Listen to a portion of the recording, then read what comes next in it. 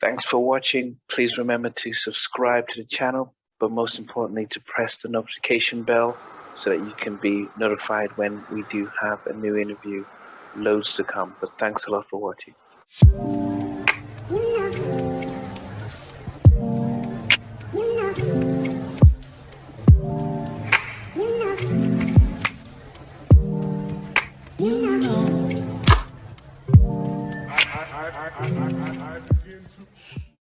So I'm actually about to start another episode of Halftime Chat, and I've got a special guest from the United States. He is J.Chosen. He was on season 12 of The Voice in America, and he was on Team Gwen Stefani, and he's got a new single called So Blown Away out shortly. So he's out now, and he's working on his album. So I'm going to invite him in, and we'll start our interview.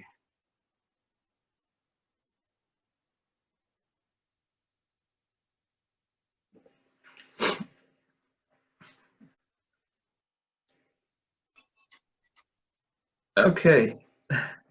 Yo, Yeah, how you doing? I'm all right, man. How you doing? Yeah, doing well. It's about 10 o'clock at night here in the UK, but Oh my gosh. yeah, but I it's appreciate this, man. no. It's really good for you to take time to chat with us and stuff.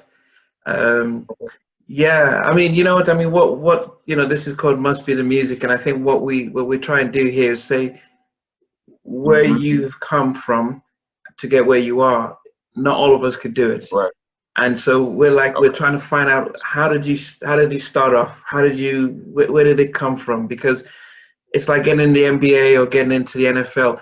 There's thousands of people every year try and get in, but only a handful can make it on the roster. Right. And so you realize, Right. okay, what did they do differently from day one to get there? So, and we're focusing on the music. So yeah. So I mean, a lot of people would know you from The Voice, but I really want to go back to the beginning as to, I knew you grew up in Georgia, Albany. I think in the UK, most people probably know Georgia from Atlanta as much as, you know. Yeah. Um, but yeah, so I Yeah. think, yeah, that's the one thing everyone says is that Georgia says Atlanta. But tell us where Albany is and what it was like growing up.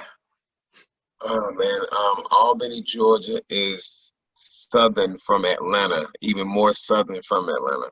So it's like southwest Georgia, and Wow. it's closer to Florida, like Tallahassee, Florida. And Okay. so, but everything began, man, in Albany.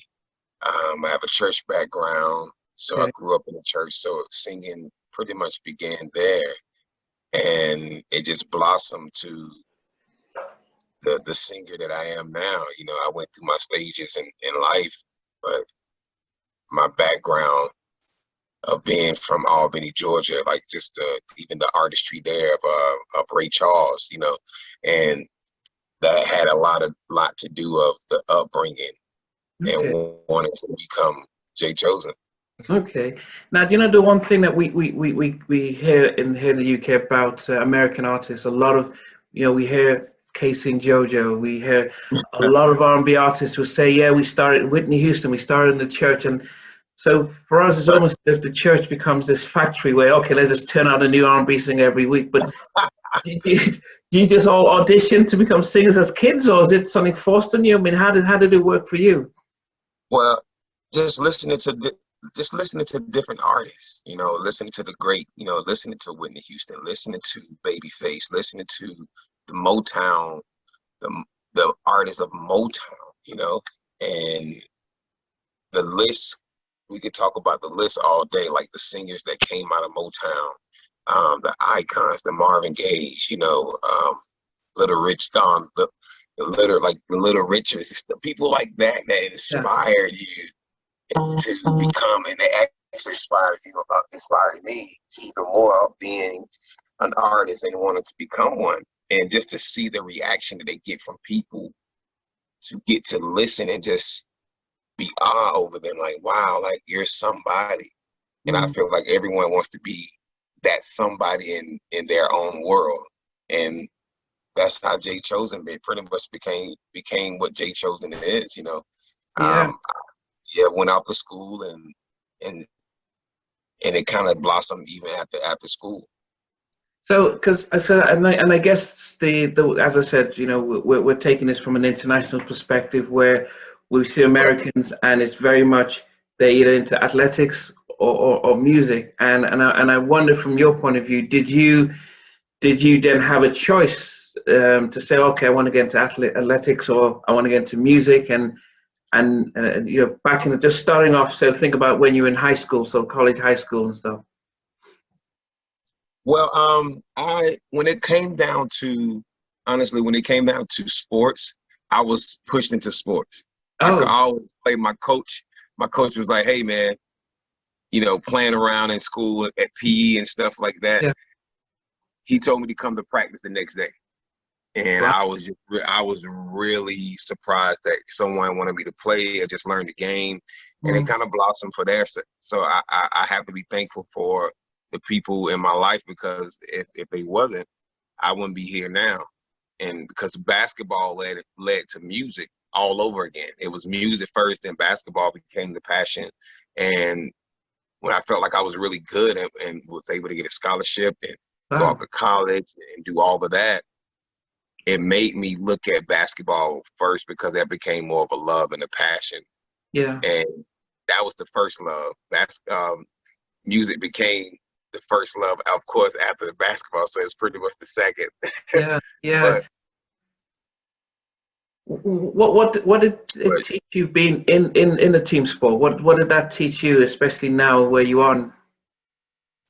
confidence. It teaches you, you know, with any sports, you know, you have to have confidence to go out and perform. And if you don't have the confidence to go out and perform when the game is on the line and you Yeah, at the free throw line, either you're gonna put up or you're gonna fold. And yeah, it teaches you different lessons in life. It's either you're gonna go out and be the best you can, or you're gonna let somebody else okay, outdo you, yeah, knowing that no one can be the best you but you. yeah. So So no stage fright, no one, because a lot of we hear a lot about artists will say, yeah, you know, that you know, I get anxious when I'm on the stage and performing live and oh, stuff. that yeah, it was a bit stage fright there, because it was a different scale, you know. It was a different scale of a performance and performing in front of, you know, the world, and then on top of that, and performing in front of these legends of their music. You know what I'm saying? So it's it was an iconic moment for me to be able to sit there in front of the world and showcase the talent that, you know, that I kind of shied away from. Yeah, yeah.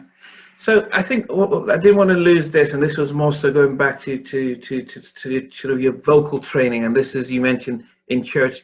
Did you volunteer to join the choir, or and I guess it's hard for us to sort of understand because, and I'm saying this because the whole series about what we do is to say you've gotten to a certain point where most of us can't get to, Right, um, and so there are people who train classically how to sing and learn how to make, you know, learn how to play the piano and all that stuff.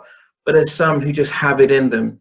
But what we right. know about Black American artists, gospel artists, and soul artists is that they all say, "Yeah, I learned it in the church." And I'm wondering, did you join a choir, or were you just singing in a church and it just becomes natural? How did it? How was it for you? Um, well, since my background is church, my grandmother was over the church. So Okay. it was pretty much like my family on my mother's side is that's just what it is. They is very religious. And Yeah. it it basically I basically got put into it because of what, you know, the choir there, you know, the youth of the church. So it's like, Okay. hey, if you're gonna be at this church, you're gonna do something. Okay. So, and you know, every youth was in the choir, regardless if you could sing or not. And Oh. some found out they could, some found out that they couldn't. So, and I was one of the ones that could hold a note at the time.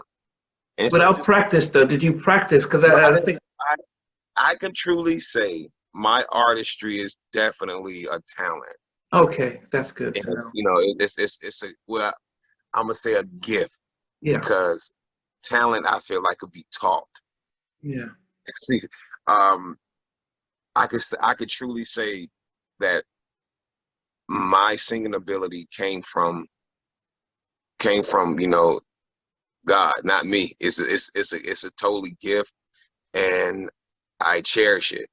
And yeah. so I just wanted to be one with the world and let people know that you can do anything you set your mind out to do.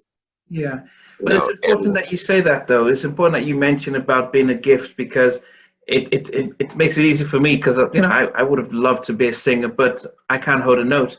But you're saying that you guys joined the choir. Some could sing, some couldn't, but you stood out without training and stuff. When did you recognize that? I think I've got a gift, and it's not just a joke. When all with some of your friends falling off, when did you realize? I realized it in junior high school, middle school, when I had a class battle, a singing battle with my seventh grade teacher. Oh, goodness, this is only in America. Yeah, man, it was crazy, but he was the coolest teacher ever, and I remember him like it was yesterday, Mr. Davis, my seventh grade science teacher, man, and we had a sing off Oh, goodness. because he was crazy talented too. He played the saxophone, he played Wow. bass guitar, and he could sing. So he wanted to see if I was gonna be open to doing it. Just Wow. just just because we had a little time in class before the bell rung. Yeah. And I found out that I had something because everyone, after every song we sung, it was like a surprise and clapping, and Right. it's crazy. And then I sung in high school, and that was pretty cool. Now, I mean, that's amazing. But and I'm just trying to figure out, did as a guy singing, where was it? Did you get other kids, other guys saying, oh, "Come on, that's not for guys," or did you get people that are like, "Wow, man, I wish I could sing like you"? Or what was it? The reaction among your peers? What the reaction was they was blown away. I could truly say that the reaction was unexpected. Like, wow, like you really can sing, man. And it wasn't a reaction of guys not supposed to do that. It Yeah. was more of a welcoming. Okay. And so and when I felt that was kind of, like I said, basketball was the first love. So I kind of, that's what I was doing at the time. So no one looked at me as a singer. They just knew I could sing. And Okay. then basketball overshadowed it. So it was like, oh, we forgot that you could sing. Okay. So it Okay. was it was one of those things growing up. So I didn't really step into the profession of singing until after I graduated college and started going to different open mics and just kind of just letting it all out and singing whatever I thought that would fit the vocals. Now, at that time, then, once you'd finished college, and I think that's the one thing that we always commend America is that, you get the opportunity to go to university, play sports, or perform. I mean, it's amazing. Did you think, oh, I can become a recording artist, or were you think, well, let me focus on getting a job and sing at the side? What was going through your mind at that stage? At the time, Yeah. it was to honestly get a job, but I found music again. And once I found that time, because it approached me literally, hand to God, Okay. literally, I was looking for a church because I had just moved. I had just moved from school to Charlotte, North Carolina. I was looking for a church to go to. Okay. This guy was, I had just passed the church. This guy was walking down the street, and he looks like he was going to the church that I just passed. Okay. And I turned around. I don't know why. I turned around and I asked the guy, I said, hey, do you know anything about this church right here? He said, yeah, man, it's a great church. I'm going there. Would you like to come? And I was like, yeah, because I was looking for a church to go to. Kid you not. We go to church. He introduced me to the people at church. Great people. After church, I take him I was like, oh man, well, I appreciate it. So I took him to his apartment to drop them back off home. And we just started talking. I started playing some music that I recently had recorded. He's like, oh man, who is that, man? Sounds pretty good. I said, oh man, that's me. Thank you. And he was like, oh man, you should, I got a producer here that you should connect with. What? And he introduced us. Kid you not, he introduced us. And I never went back. After that, after I met the guy, his name is Mike Ink Davis, and Charlotte, North Carolina, I started like professionally, really, really professionally recording. Wow. And I never turned back because I was like, it found me again. Wow. Like I left it long. I went off to school off a full scholarship playing basketball. I said, that's it. This is what I'm supposed to do. Yeah. This is what I'm gonna do. I'm gonna go play pro ball. No, since it didn't work out, and music fell back in my life again. So I was like, you know what? This time I'm not gonna let it get away. I'm gonna do everything I have to do to make this gift work into my favor too. Okay. Now you skipped over briefly and said that you were recording stuff, and I'm thinking, now were you also able to write? Were you playing instruments? What were you doing apart from singing? Oh, I was just writing. The producer he was actually the producer that before you met Mike, because you had the tape. Yes, before I met Mike, I was doing anytime I go back home to Albany and visit family, I go to the studio. That's how I knew the music was still there too. I just go to the studio. A buddy of mine's in Albany, Georgia, and his name is Mario Meadows. Platinum Sound Studio in Albany, Georgia, man. When I tell you, he always gave me a home to just come and be around music. Like when I didn't have anything to do, I didn't want to do anything else, I'd go and just sit around and listen to the artists that used to come in there, and hopefully he'll give me a chance just to play around on the microphone. Okay. And sometimes I go in there, play around on the microphone. He'd be like, man, let's record something. So he'll have his producers in there recording stuff for me. And then every time I came home from college, it would kind of blossom. And I end up put a couple of songs together so I could just have it at school just to listen to, just because. And that's where that came from. And so that's what I played the young guy that I met on the way to church. I played that for him, and he was like, oh man, I got a guy that'll help you out and could possibly help you as a career. And I was like, oh man, that's pretty cool. Wow. Now, but you said you started to write. So I mean, because as I said, and I think you're saying it very lightly. Yeah, I was writing stuff, and as if anyone could just write a song, So so it's not as easy as that. So I mean, does the melody come? Does the lyrics come? I mean, what? I mean, because as I said, well, prime example. I got some stuff pulled up. See, I always do this because just in case this happens. So I have this track. Say I have this track playing, right? Let me see if you can hear it. You can hear that? Yeah. Stuff. So, yeah. It's just a track to come in. I'm gonna let you see how it sounds. See how the track sounds. So you have a track. Yeah. Just have a track playing, and how I do, I like going off of the track because it's more of a comfort, because I feel like anybody could write down lyrics on a page, but if you don't have the rhythm in your head, it's kind of hard to fit the lyrics with the rhythm if you just writing. Because I could write my feelings down, I could write anything down, but when I get a track, it's like, okay, well, how can I make that fit? So I'd rather have the track first, just so I can soak in what I want to talk about. And and honestly, the message kind of comes from that, man. Wow. And I try to really put everyday life, like real things, so like relatable incidents and stuff like that into my writing, into my music, because of, I feel like people connect more when it's very authentic, Yeah. So now, I mean, it's interesting because for you, it meant you needed sort of a beat and a track. To others, if they could play guitar or play the piano, they tend to play it, and the music. You weren't tempted to try and learn an instrument during those days? Only instrument that I played instruments and well, I played the tuba in band. I always liked the bass, Okay. and I played drums growing up in the church as well too. So, uh, those are the only two things I actually, two instruments I only played. Okay. So, but I always wanted to get into learning how to play the guitar Yeah. and learning how to play the piano. So I'm gonna get round to it, so I can actually, so I can do some things, do a little Yeah. different, different things. But yeah. Yeah.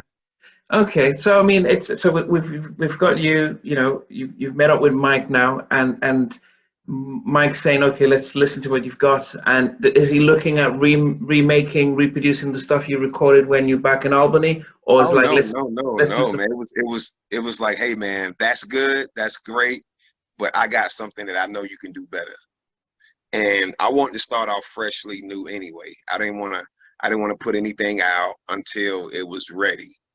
So I No, felt no. like it was ready. So the question I have is that if you'd written stuff already, and he's like, okay, some nice songs, let me reproduce those ones, but you just discarded those songs. You didn't think they were up to scratch. Just not the I mean, production, but just the fact you've written some no, songs. like, what to me, I felt like they was at a such a beginner stage because I wasn't really focused on it. Okay.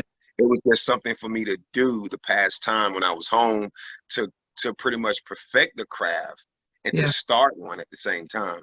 And Yeah. so, and then when I got to Mike, Mike saw a different potential. He was like, "Man, you should go out and start performing," because I never went out before then and actually performed live. Okay. And so, yeah, man, it's a story, brother. So I never performed live before until I met Mike. After I met Mike, Okay. So because he you're pushed me. performing in church and school, but not people that know you kind of thing, but not like Right, right, okay. right. So, So, so so that he wanted you not only to work on your material, but he wanted you to work on your live performance as well. he he wanted me to work on the whole nine, the lack of confidence, or the lack of confidence I had, because I never did it. It was a new beginning for me. Like, okay, well, now this is gonna be the profession that I go after. Wow. So now I gotta turn this knob all the way up and go full force. And so I had to learn the business. I had to learn what not to do, how to do this, how to perform, how to hold a microphone, how to project. It was a lot of coaching and development Wow. and developing in that stage of my career, of Yeah. starting a career. So by the time my first open mic, he was like, okay, well, at least you'll be somewhat ready for that type of stage, Okay. to showcase your talent, to see if people would come to see you, to see if people would either enjoy your vocals. Now Mhm. that's going to be put to the test. And man, it was a beautiful sight, man. How did they respond with your first open mic? What was the response? Uh, the response from the crowd, the audience, man, was jaw dropping, man. Like, they were sitting there like, wow, like, this guy really can sing. We haven't heard nothing like this in a minute. Like, really can sing. And Mm. when I felt that type of energy, Yeah. I did not want to go to anything else. I said, this is what I want. I said, this is how I can relate to people and people could relate to me. Yeah. And the energy could be just back and forth, So, Yeah. So what year did you meet up with Mike? How because I know that the voice was 2018. So what year did you meet up with yeah. him? Oh, man, Mike was, I think that was 2012. Wow. So it's quite so long. Okay. So that was a Yeah, long journey of learning and perfecting and stuff. yeah, man. Yeah, brother. So so Yeah. you work with how long did you work with Mike then from 2012 to when? I still work with Mike. Okay. Okay. I Me was and, gonna say me and what's Mike, in it for him? me and Mike like this. Like, we still work together. We working on some stuff right now, man. It's crazy how long we've been. I'm talking. It's crazy, brother. It's crazy how long we've been just working at each other. And he's like, man, you still got it, man. You still got this. about you. He said, bro, that artistry is crazy. And Yeah. so Okay. we to this day we still working. Okay, now that's good because I'm thinking in my head, man, Mike's investing and doing all this stuff, and then you're like, okay, I made it big. See you, Mike, and you go to Oh Timberland no, and man. stuff. Okay, Me and Mike still cool, man. Like, okay, it's crazy. Mike sent me a track with vocals, like just something that he pinned down to day before yesterday. okay, okay. Days ago, man. Like literally, he called me. He said, "Man, check your email. I just sent you something." I said, "Okay, cool."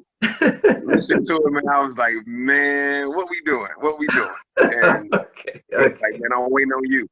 okay. Yeah. So. Okay, so we're going to get to the new stuff now later, but I wanted to get back to okay. So you're working with Mike, but were you? Because I know that at the Voice you said you were a teacher. So did you then think I need a day job while I'm doing this at the side, or did you just go all out? What happened? Well, I had a day job at the time. It was helping out the youth. Even then, I was doing group homing, and then I think I got into the school system. I ended up getting a job as an ISS teacher, which is the in-school suspension teacher. And so Okay, I ended up doing that for like a year. And then after that, I actually signed to a independent label and moved to Atlanta. wow. Yeah, so I've been moving, man. So I wanted to try it out. It was my first time signing with anybody, and it was an independent label. So I was like, okay, well, let's just see how it goes. It's only for a certain amount of time, and I said, let's just see how it goes. I said it wouldn't hurt, and so we did that. But me and Mike and the label still had a close connection, and actually, Mike still worked with me on the label. Okay. Now, Yeah. now, when you were learning the professional parts of the singing, were you learning the business side about royalties and publishing and Listen, contracts and all that stuff? listen. Honestly, I was learning all of that as I went, man. And I tell anybody, the first thing you need to learn about the industry is the business. Learn your business.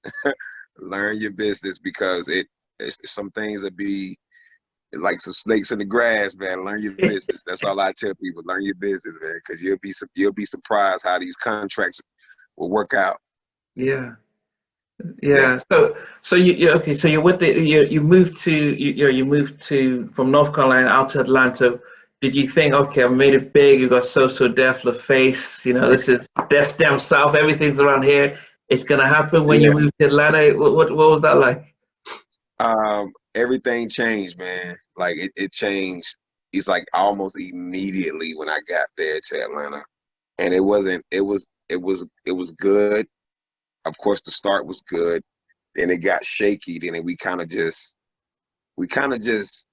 fell out of touch with the label. It was like, okay, you guys want me to do one thing, then I start doing something to show you guys that I am committed to what I'm doing. And I want to grow. It's like we just fell out of contact, and then one year, when I was just fed up with it, I was just like, well, hey man, I end up um I end up pretty much writing a letter to get out the contract and to get all out of that stuff. So everything was everything was terminated and clean slate. And that's when, as soon as I got out the contract with them, the Voice popped up. Wow. And I was just like, okay, nonchalantly, I was just like, why not? I don't have anything to lose now. I'm out this contract. I could do what I want to do, and why not?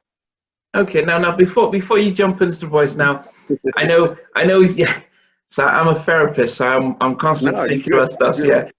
Yeah, because there's a lot of stuff. I was in the States. I lived in LA and stuff, so I know about when American Idol came around.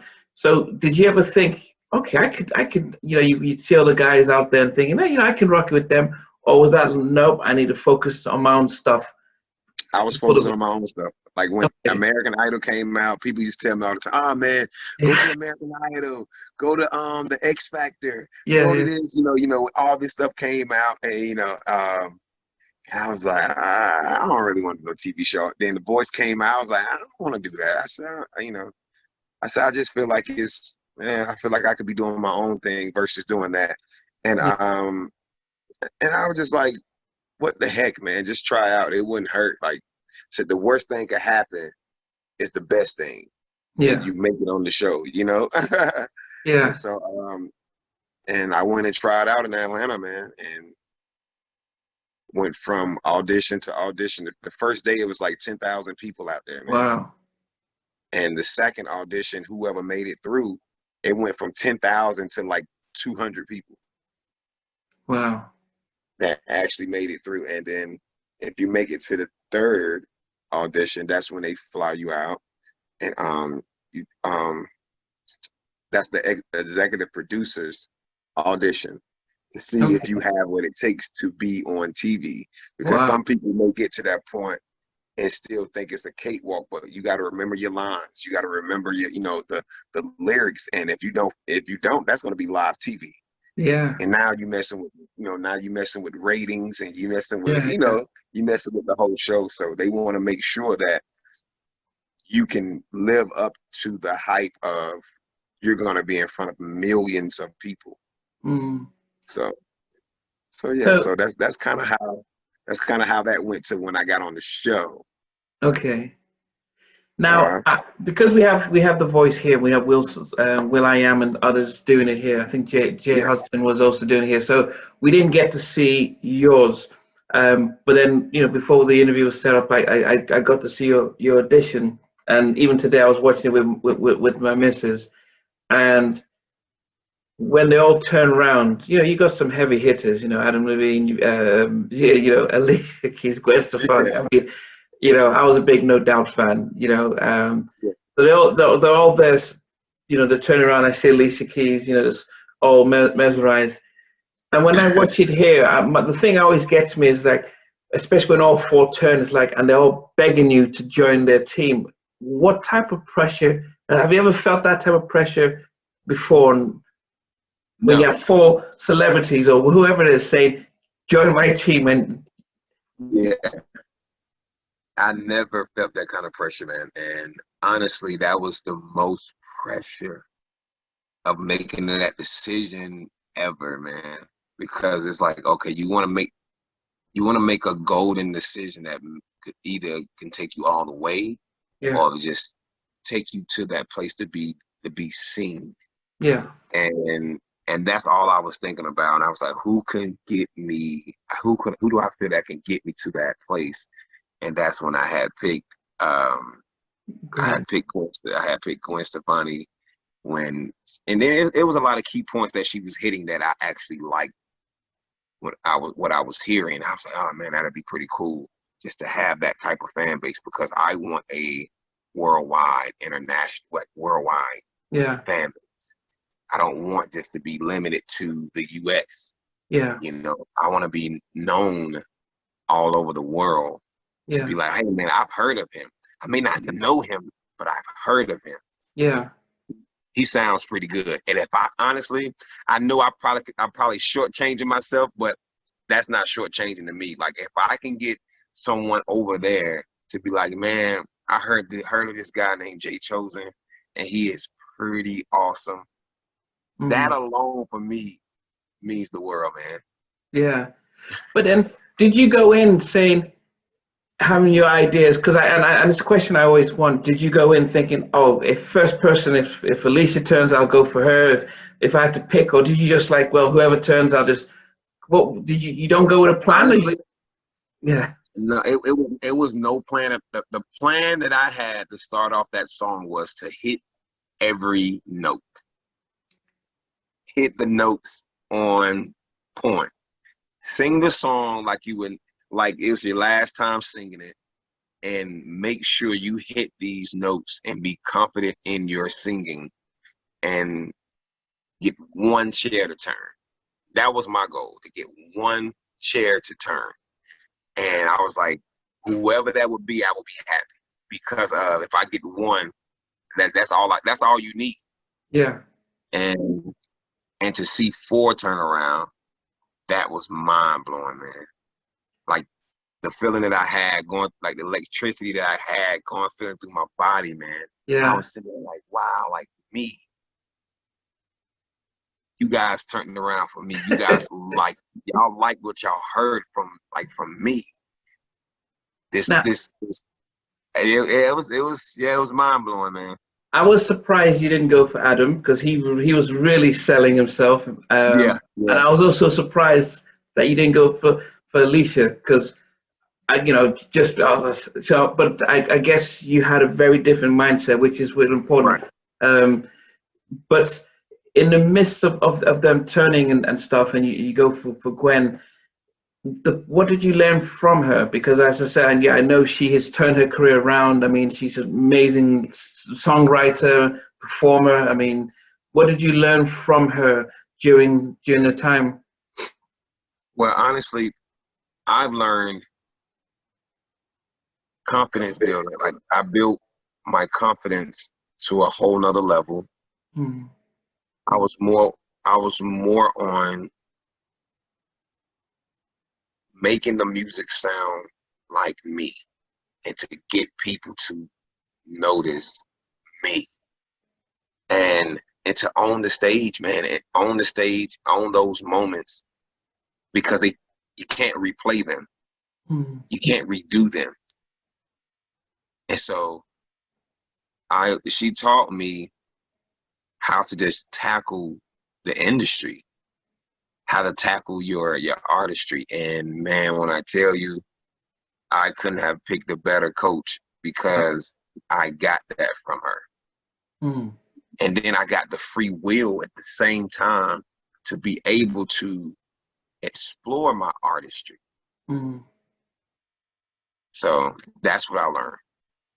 Yeah, I mean, I think that's the key because what you've said earlier is about you wanted to have an international market. You wanted to not be limited, and Right. and that's really important to see the bigger picture. And you wonder why an artist like Gwen could be in a big band and go solo and just go popular. And I think what you said is about, okay, let me learn what you have done Right. as a bit part of a band and as a solo artist and stuff like that. See, exactly. Now you're getting exactly what I mean. I didn't want to be in a box with my artistry. I wanted people to be like, well, hey, I could see this guy doing anything. Mm.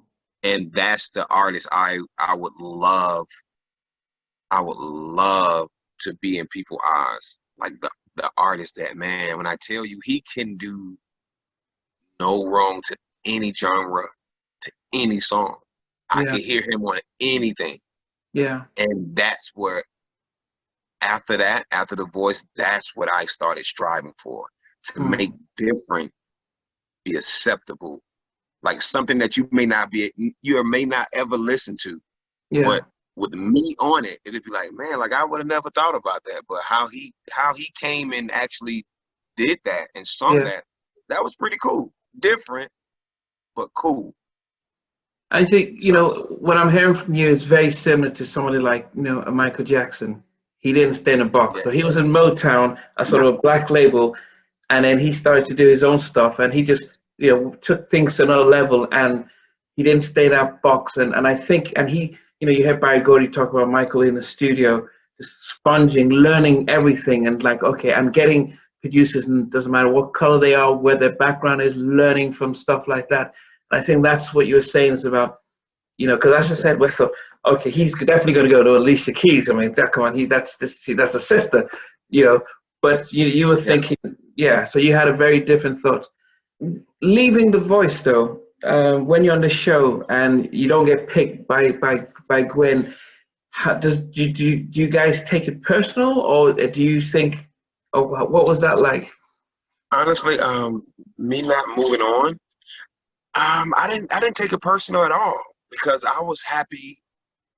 I was applauding myself to make it that far. Mm. Because honestly, I didn't know if I was going to make it past the blind audition because no performance is final until the last performance.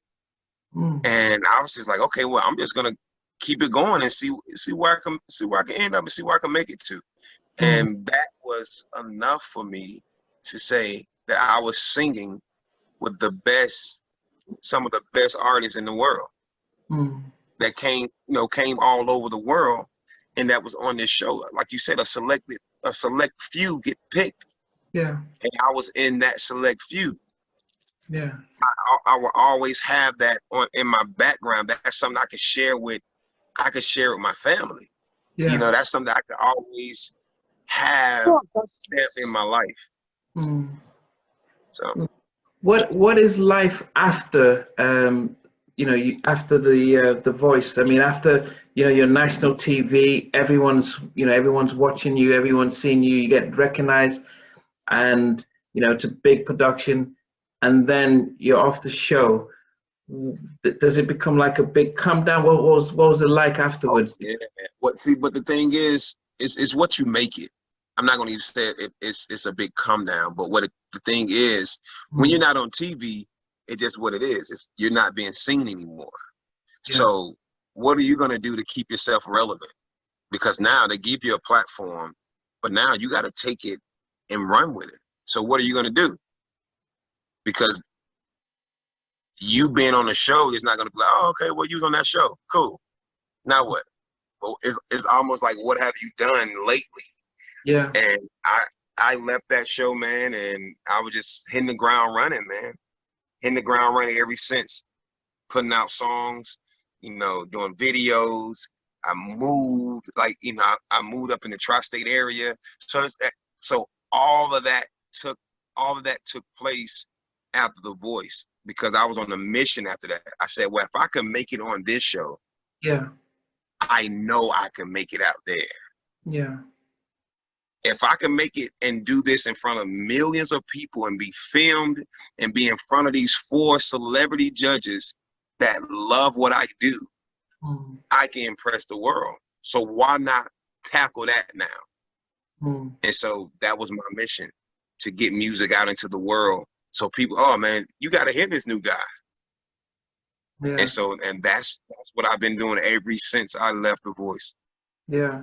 So were you and Mike still working on stuff while you were on the stuff, and while you're doing your stuff? Yeah. We were still having our phone calls and have like our brief sessions over the phone, but he wanted me to focus up, of course, and so that's pretty much what I did. I kind of focused up on the show after a while, but after that, came back like I was never going.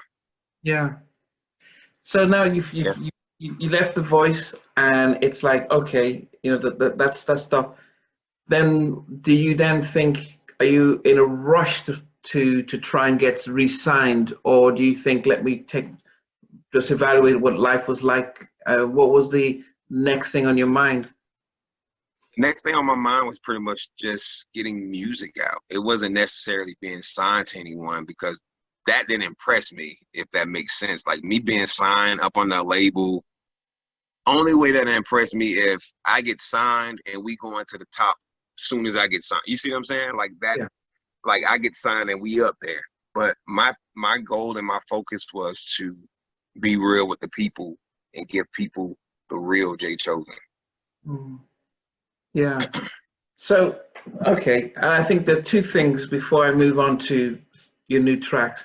The J.Chosen, so I know your name is Joshua. How did that name come about? Because that's, it seems you're just calling it out. I'm thinking, okay, how did you even get the name? Well, the name came from me and Mike. Okay. Mike, because I started out calling myself Chosen. Oh. Like even in college and stuff, I said, well, man, I don't want to go by my first name, Joshua. I didn't want to go by my first name. I said, I want to have an alter ego. I was all into that. I was like, I want to have, when I get on stage, I feel like I'm somebody else in a different fantasy world. Like, I'm making all of this stuff up in my head just to get that adrenaline going. And I was like, man, I need a name. And I was already going with Chosen. And Mike, one day we was in the studio, Mike was like, he said, man, why you want to change your name to like make it personal? Your first name Joshua, so put the J in front of it. J.Chosen. I was like, man, I said, that is amazing. You know how you look at somebody that's really yeah. Man, I was like, I said, oh my God, man. I said, J.Chosen. I said, that sounds like a celebrity, man. That's Yeah. I said, I could see that. And it was like my mind just kept going. I said, and I started doing stuff like this. Ladies and gentlemen, now coming to the stage, J.Chosen. And I was like, oh man, that sounds great.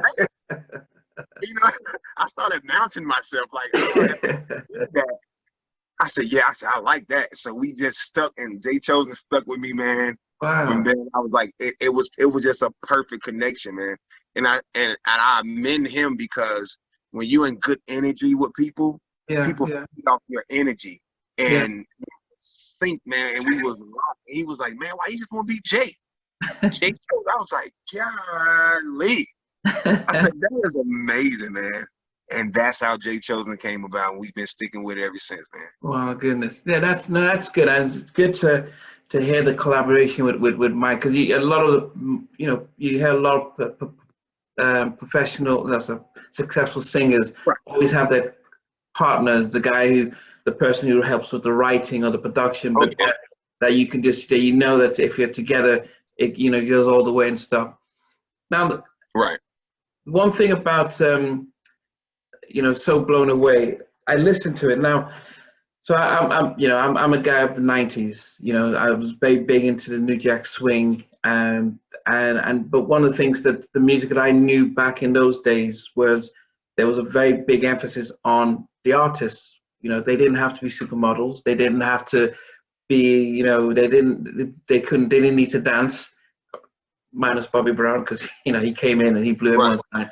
But it was really about you. You've got a voice, you've got a talent, and the label will back you. You could dress anyhow, and I can't names. If I try and think of names, they'll rattle. If I Luther, Teddy Pendergrass, and Stephanie Mills, and so it was. They didn't need to look like supermodels. They didn't need to. It was about their voice, their talent, and so those of us who grew up in that kind of music really got to appreciate the music. It wasn't about the producer and the production, it was about the singing, the lyrics, the melody, and everything, the package.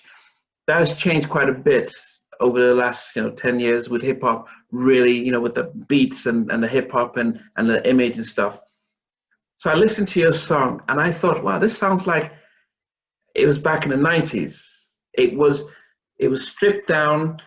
It didn't try and do too much. It was just like, this simple, a good message, a proper message, but really like, oh, I can listen to this.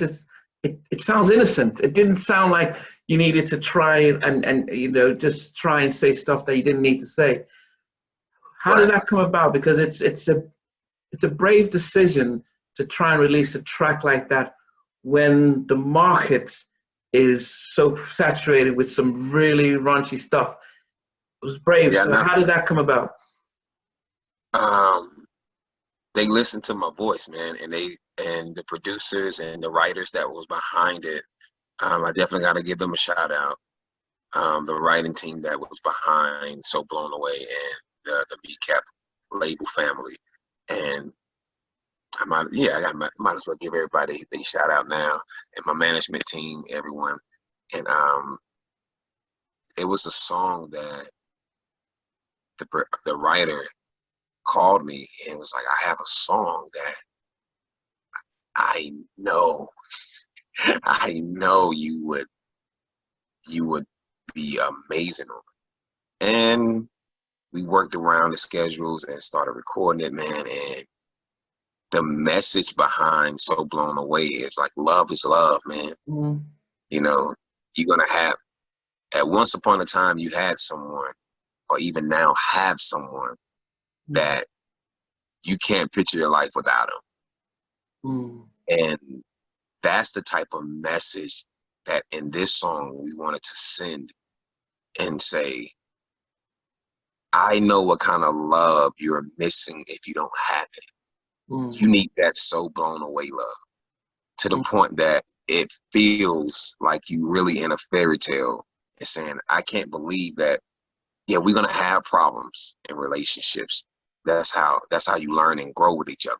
Mm. But in that time, even through the bad times and the hard times, we stick up for each other because we believe in each other and we believe in the love that we have built for each other to make this work. Some things you have to fight for to make work. And then you see the bigger picture after doing all that work. Because if love was easy, everybody'd be in love. Yeah. Love is work, man.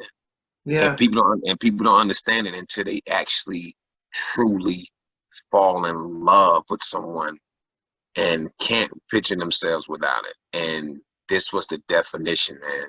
Being so blown away by somebody, but even through the good, the bad, or the ugly, the rain, that doesn't matter.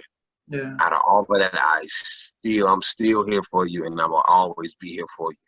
Yeah. Down to the last drop. As I said, the message was there, and as I said, it was very much taken from the '90s, where that kind of songs were like you sing that kind of song. But I said, wow, this is a massive song. But then I was wondering, did you then think not just the lyrics though, the production as it was stripped back?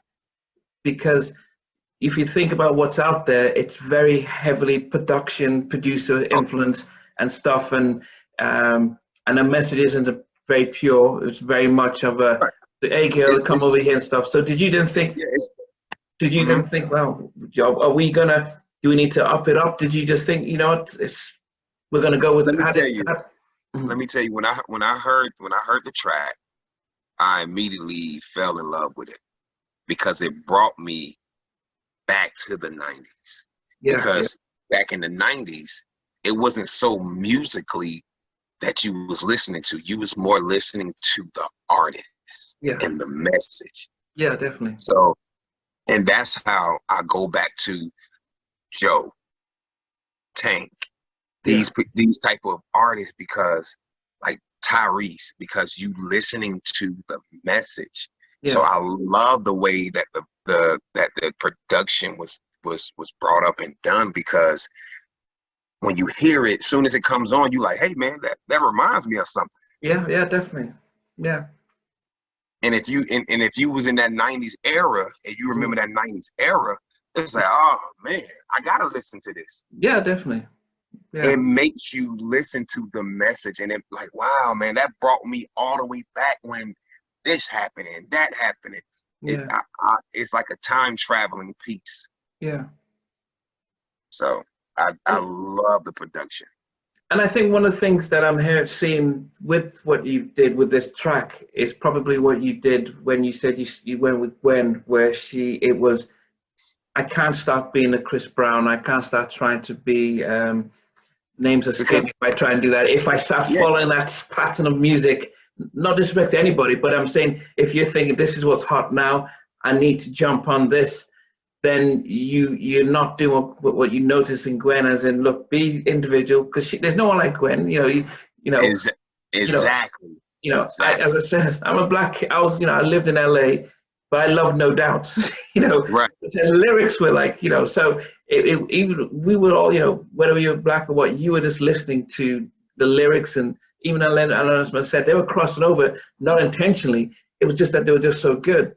So you said when with her, you learned that, and you've now got a track where most people aren't doing that, but there's a market, there's an audience, but you want to be true to yourself, and which is very brave. As I said, it's brave because it means the brave part is you're in it for the long haul. The easy thing would have just been, let's just do what's hot now, and then it would just, No, because I want to be in that number when people say, oh man, I remember Michael Jackson, that's timeless music. Oh, I remember Marvin Gaye, oh, that's timeless. I remember Prince, I remember that. I want somebody to be like, hey man, and I also remember JChosen, man. Yeah. He had a few songs, he had those songs that really gave you that life back. That life back to music, because like you said, right now, it's good for right now. Yeah. But 2 years from now, you're not going to hear that. Yeah. No one is going to want to play that. They Yeah. still gonna be playing the music from the 80s. They Yeah. still gonna be playing the music from the 90s, Yeah. early 2000s. But they Yeah. not the stuff that you're hearing right now would not exist in 2 years. You're Yeah. gonna Yeah. be sitting there like, what happened to that person? What happened to that? What Yeah. happened to that song? That song was really big. Yeah. So I'm timeless, man. Timeless music, man. yeah, That's I what mean, it is. and no, and that's great. And as I said, as you know, as we get towards the end part of it, and I just wonder, the industry has changed so much since say the '90s and stuff, where people came out with an album, and then you Right. promote a couple of singles and try and sell the album. I remember Mhm. Beyonce saying recently that yeah, look, it's a tough thing, because she tries to put up an album and no one buys the whole album. They're streaming a single and stuff. How has that influenced what you plan to do over the next couple of years with the kind of music you're trying to put out? It's to get the word to listen. Hard job, but I know it's gonna be a few people that say, hey man, it's still some great artists out there that I would love to hear their project.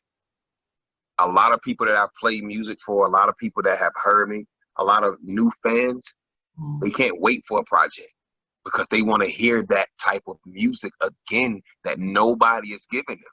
Yeah, Nobody wants to give that that smooth R&B again. yeah, They want like you said, like the raunchiness and showing how much money you can spend on somebody. Showing about your clothes, how many bad chicks you got.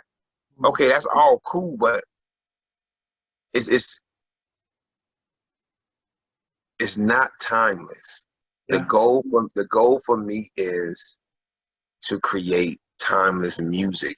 And at the same time, but if I do anything of what's going on now, it would be my own twist to it.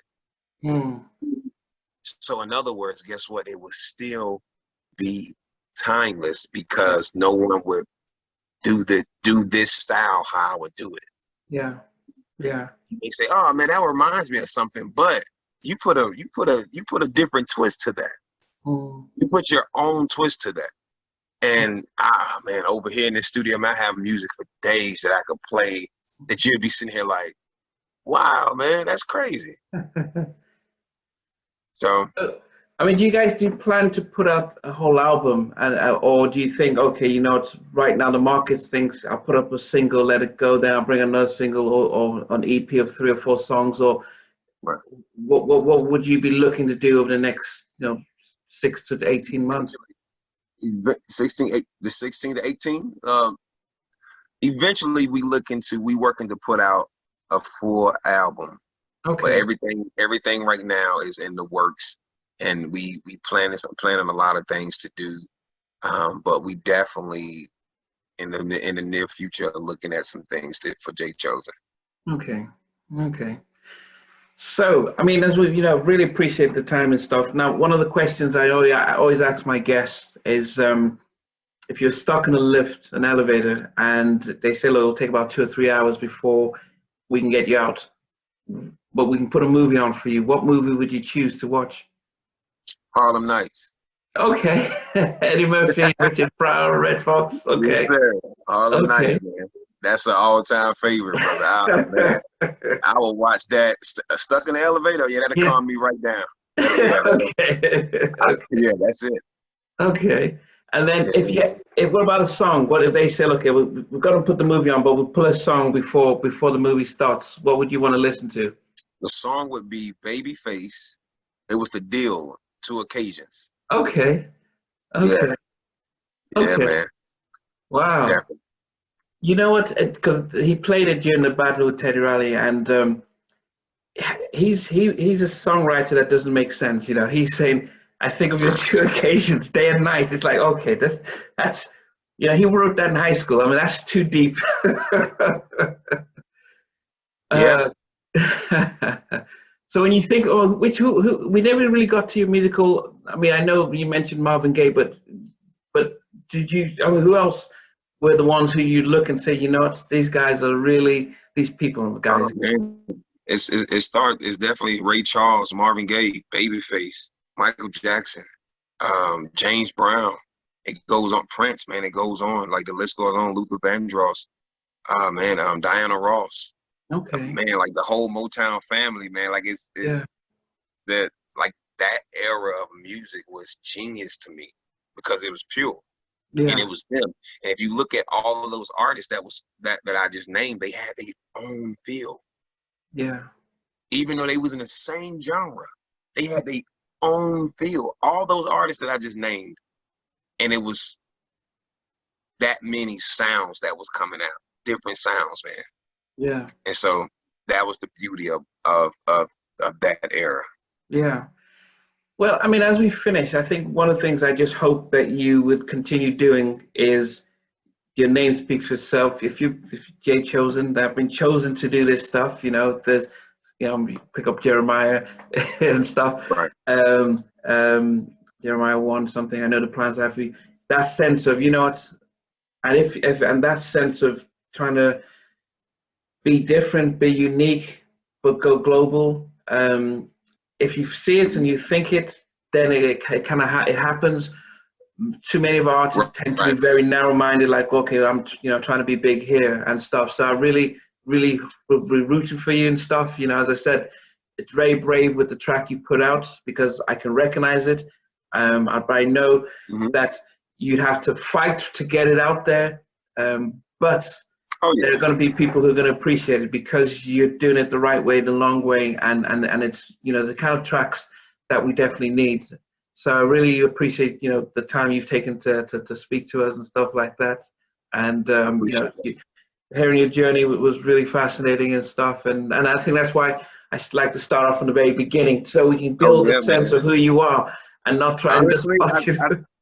Honestly, this is the first interview that I ever done and really dissect my journey like I have. It always been summed up, but you really, this was great, man. I really applaud and thank you, brother. Because when I tell you, I just gone, you took me back. Like, wow, that really happened. Wow, that stage happened to like, oh man, that was amazing, man. You took me through a time traveling experience as well, too, man, of my own journey. That's crazy.